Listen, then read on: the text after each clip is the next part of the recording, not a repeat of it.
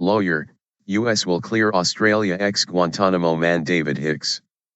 The United States has accepted that the former Guantanamo inmate, Australian citizen David Hicks, is innocent, his lawyer says. Lawyer Stephen Kenny told the Australian Broadcasting Corporation, ABC, that he expected Hicks's 2007 conviction to be set aside. Hicks's lawyers appealed his conviction last month, saying it was unsound. Hicks had pleaded guilty to terrorism charges in a deal that allowed him to complete his sentence in Australia. The Australian was convicted of providing material support for terrorism and transferred from Guantanamo Bay to an Australian jail for the remaining months of his sentence. Hicks, nicknamed the Australian Taliban by the press, was captured in Afghanistan in 2001 on suspicion of fighting alongside Taliban and Al-Qaeda militants.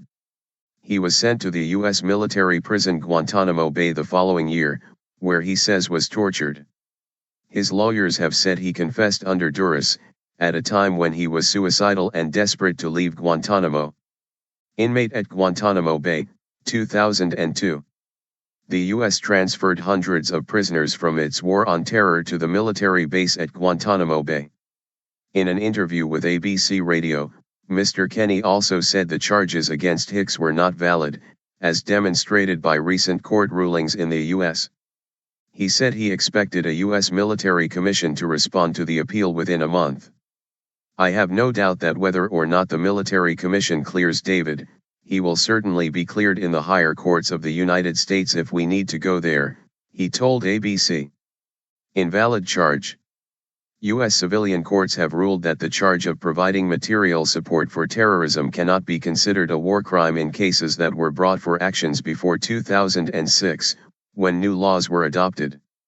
A U.S. military commission recently overturned the conviction of a former Guantanamo inmate from Sudan, Noor Mohammed, who made a plea bargain under a similar charge to Hicks.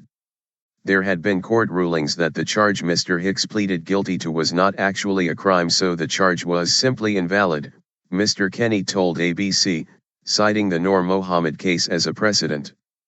According to Reuters news agency, the Pentagon has refused to comment directly on the Hicks case, saying it was a matter for the courts. The government will make additional responses through court filings, LTCOL. Miles Kaggans, a Pentagon spokesman, was quoted as saying.